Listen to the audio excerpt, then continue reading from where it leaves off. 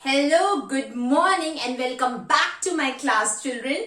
Today we will study a new topic, nutrition in human beings. Before I start the explanation of the chapter, let us have a quick revision. What is nutrition? The process of taking food or nutrient is termed as nutrition. Why do we need nutrients? We need nutrients for energy, for growth and development of the body. Third, to repair the damaged cells of the body. How many types of nutrients are present in food, or what type of nutrients do we get from our food? We get 5 main nutrients from our food. Carbohydrates, fats, proteins, vitamins and minerals.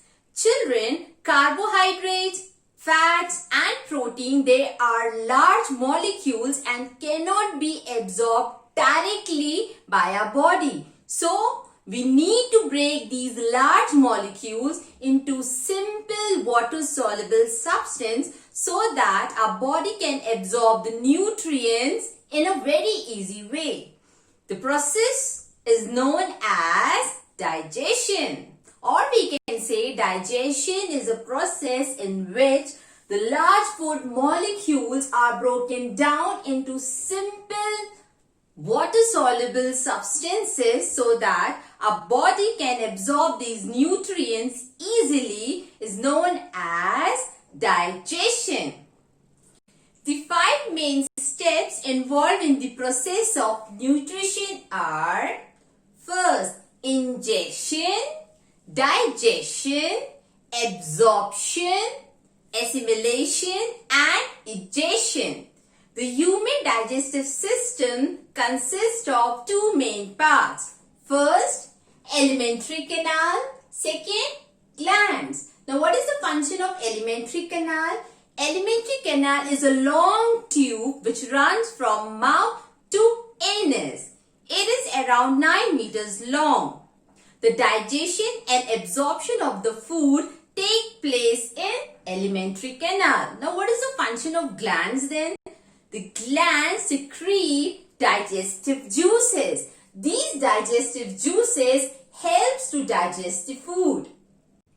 The various organs of human digestive system in sequence are mouth, esophagus, stomach, small intestine, large intestine, rectum and anus. The glands which are associated with human digestive system and helps in the digestion of food are salivary glands, liver and pancreas. The digestion of food begins in the mouth itself.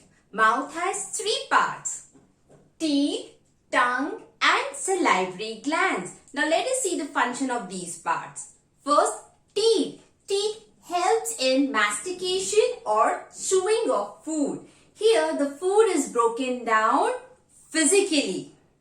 Whereas tongue helps in mixing the saliva with food, helps in getting the taste of the food, as well as it helps in swallowing the food. The third part is salivary glands. Salivary glands are those glands which produces a watery substance called saliva. Saliva is very important because it contains an enzyme known as salivary amylase. It helps in the breaking down of carbohydrate or starch into simple sugar. Please remember the name of the enzyme, salivary amylase. It is very important. The food from mouth pushed down into a long tube called esophagus. Esophagus is also known as food pipe, and the function of esophagus is to carry food from mouth to stomach. Now let us see how food is pushed down into stomach by esophagus. The muscles of esophagus contract and relax and slowly pushes the food down to the stomach. and this contraction and relaxation of the muscles produces a movement called peristalsis movement. Remember the word peristalsis movement. Now what is peristalsis movement?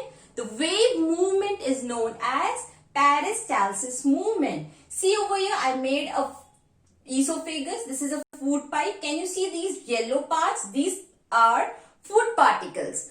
Now when food moves in esophagus, the esophagus produces a wave-like movement. This type of movement is known as peristalsis movement.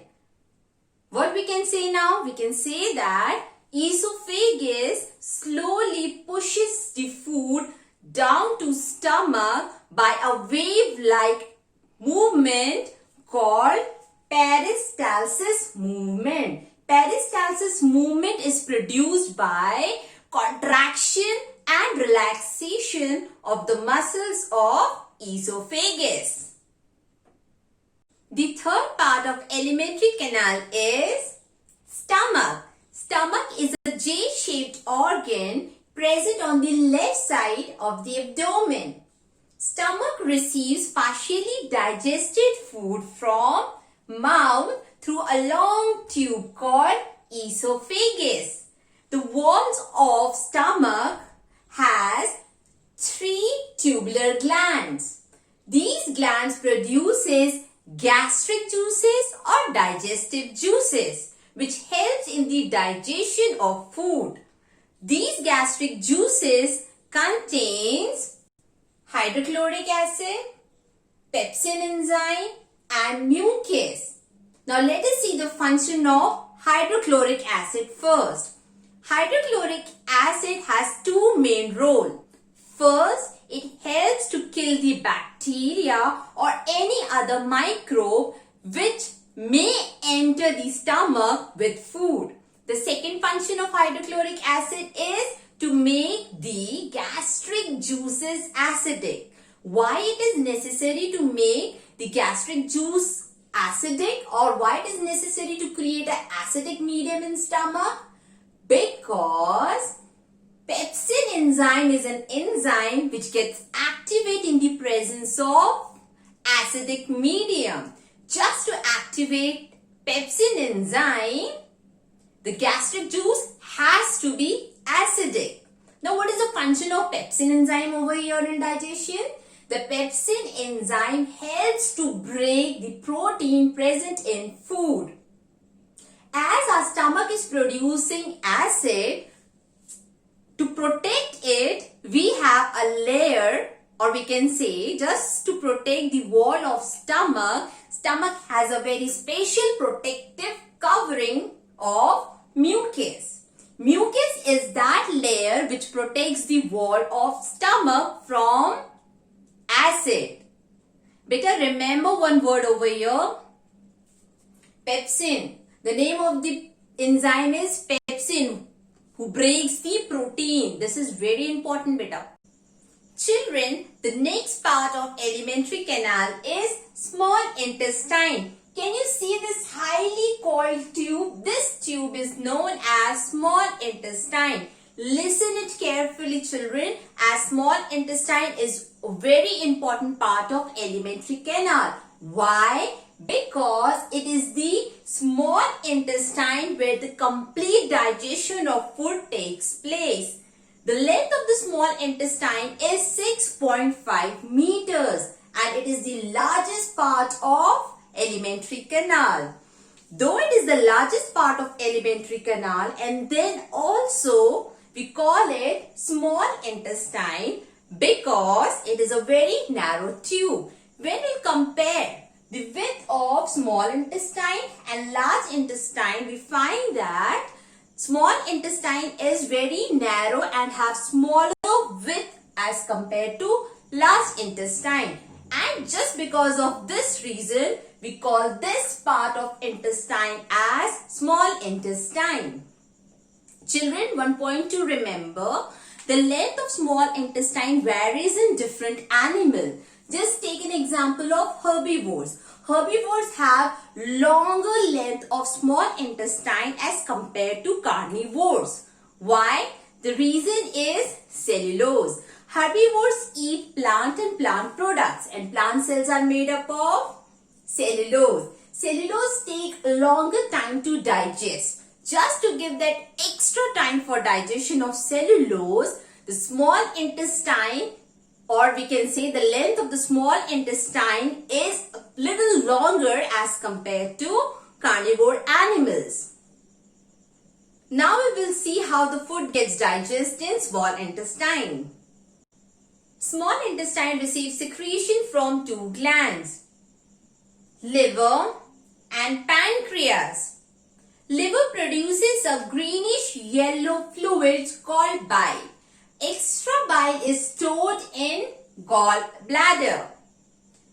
Bile is alkaline in nature and contains special salt. Thus, we can say that bile performs two major roles in digestion. First, it alkaline the acidic food which is coming from stomach to intestine. Second, the salt present in bile helps to break the fat into smaller molecules. As fat is present in the form of larger globules which needs to be broken down to smaller globules so that the enzyme can act and easily digest it. So, who is breaking the fat over here into smaller globules? The bile juice produced by liver is breaking the fat molecules into smaller globules molecule. Small intestine receives the second secretion from the gland called pancreas. Pancreas is present just below the stomach. Pancreas produces a digestive juice called pancreatic juice. Pancreatic juice contains or has several different enzymes which helps in the digestion of carbohydrates, fats and protein. One more point to remember over here, children. The wall of small intestine has glands which also produces a digestive juice called intestinal juice. Now, what is the function of intestinal juice over here? The function of intestinal juice is same. It also helps in the complete digestion of carbohydrates, fats and protein. It is the small intestine where the carbohydrate gets completely digested and get converted into glucose. Fats get converted into fatty acid and glycerol, whereas protein gets converted into amino acid. The wall of small intestine has numerous finger-like projection called villi. Now, what is the function of villi in small intestine? Villi increases the surface area and helps in rapid and maximum absorption of digested food. Villi are richly supplied with blood vessels who carries the digested food from small intestine to each and every single cell of the body. The undigested food or unabsorbed food from small intestine moves to large intestine. The wall of large intestine absorbs the extra water present in undigested food or unabsorbed food. From here, the undigested food moves to a place, or we can say gets stored in a place called rectum. After a time, from rectum, this undigested food is removed out from the body through an opening called anus. The opening of anus is regulated by a sphincter called anal sphincter.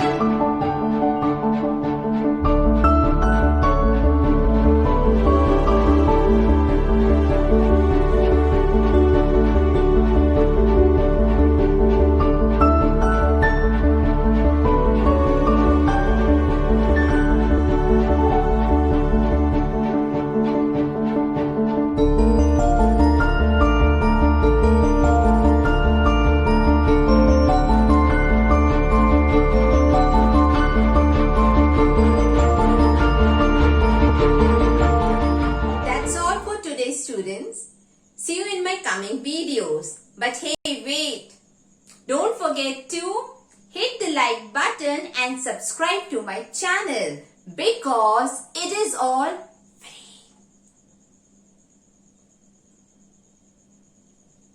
And if you think that this video can help your friend who is looking for a simple and easy explanation of the chapter along with the notes, then please don't forget to share this video with your friend.